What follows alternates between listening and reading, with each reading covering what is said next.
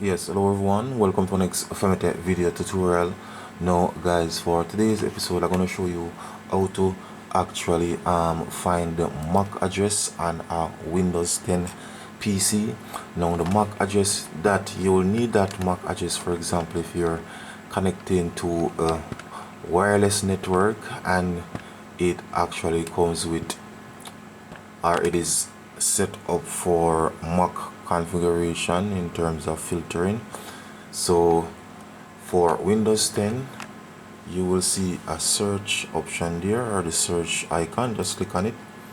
Now once you click on it, you need to type in, so click on it. Now you're going to type in CMD, enter. Once you click on enter, then this box will come up. In it you're gonna actually type in get MAC, GETMAC, enter, and your MAC address should come up. So this is my MAC address. So again guys, this video tutorial is to show you how to find your MAC address on Windows 10. So once again guys, if you're new to my YouTube channel, please remember to click on the subscription button, leave your comments in the comment section of the video, and of course share the video. So once again guys, thanks for viewing. Femitech is out of here.